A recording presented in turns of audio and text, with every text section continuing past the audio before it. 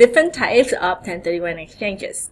1031 exchanges offer the investor various ways to defer capital gain taxes when selling and buying properties. Do you know that there are multiple 1031 exchange types? It's not just one, right? Because when I first approached the topic a long time ago, when I was actually doing my own 1031 exchange for my property, that I thought there was only one. It took me a long time to like, oh really, there are actually more than just one type. So each type of exchange caters to different investor needs and scenarios. Here we will discuss the different types of 1031 exchanges, including deferred, or also called delayed exchange. The next thing is reverse exchange, and then construction exchange and improvement exchange. So let's talk about the deferred or delayed exchange. So the deferred or delayed exchange is the most common type of 1031 exchange. So when I first started out doing my own 1031 exchange for myself, I actually did the deferred exchange, and I did not even know that the term was deferred exchange. And I thought we were just doing 1031 exchange. That's all I knew. But now I know better, right? In this exchange, an investor sells their relinquished property first and then acquire replacement property within specific IRS templates. So let's talk about the process. So first, you sell the relinquished property. The investor sells their property and the proceeds go to a qualified intermediary. The next step is to identify replacement property. Within 45 days from the sale, the investor must identify potential replacement properties. The third step is to acquire the replacement property. The investor must complete the purchase of the replacement property within 180 days of the sale. For example, an investor sells a rental property on January 1st. They identify 3 potential replacement properties by February 15th, which is the 45 days deadline, and close on the purchase of a new rental property by June 30th within the 180-day deadline. The next type of exchange is the reverse exchange, which is a little bit more advanced. So the reverse exchange allows investors to purchase a replacement property before selling their relinquished property. So you buy first before you sell. So that's what I call a reverse exchange, because you basically reverse the process of the deferred exchange. This type of exchange is useful when an investor buys a desirable property but have not yet sold their current property. So let's talk about the process. First, you're gonna purchase the replacement property first, so you buy first.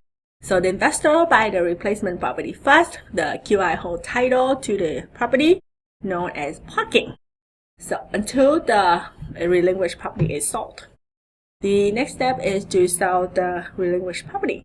The investor must sell the relinquished property within the 180 days. So for example, an investor identifies a commercial property they want to buy immediately. They purchase it on March 1st with the QI holding the title. They then sell their existing commercial property by August 27, which is within 180 days. So that's called the reverse exchange. So next up, we're going to talk about construction exchange. So a construction exchange, also known as a build-to-suit exchange, allows investors to use exchange funds to improve the replacement property or build a new property entirely. So let's think about it like if you own the land and you want to build, right? So let's talk about the process. First, you're going to sell your relinquished property. So the investor sells their property and the proceeds go to the QI. So this step is very similar to the deferred exchange. So the next step is to identify and construct. So the investor identifies a replacement property and uses the exchange funds for the construction or improvement. The construction must be complete within 180 days. For example, an investor sells an office building and identifies a piece of land to build a new office on. They use the exchange proceeds to fund the construction, ensuring the building is completed by the 180 days deadline. Last but not least, let's talk about improvement exchange. An improvement exchange allows the investor to use exchange funds to make improvement on the replacement property, enhancing its value. Now let's talk about the process. So first, it's going to be sell the relinquished property. The investor sell their property and the proceeds go to the QI. The next step is to identify and improve.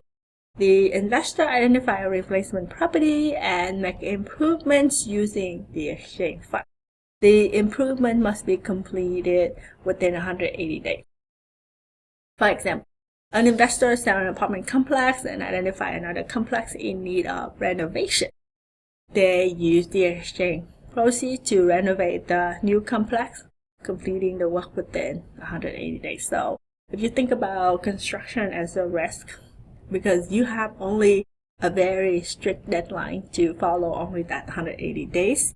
So an improvement would be easier, right? Because you can do like small renovation here and there instead of like construction.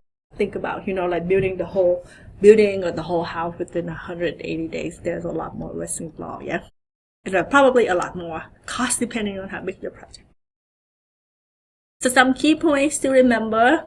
First is the timeline. So all type of exchanges have to adhere to the 45-day identification period, the 180-day completion period, right, to maintain the tax deferral benefits. The second thing is the qualified intermediary. So using a QI is mandatory in 1031 exchanges, which is in this case we use QI as the synonym for the exchange facilitator. So they ask you the term exchange facilitator to ensure compliance with IRS regulation and to handle the exchange funds. To understand different types of 1031 exchanges, it can help you choose the best strategy for your real estate investment. So whether opting for a defer or a reverse or a construction or an improvement exchange, a type offer unique advantage that can align with an investor circumstances. So with that, let's move on to our next topic.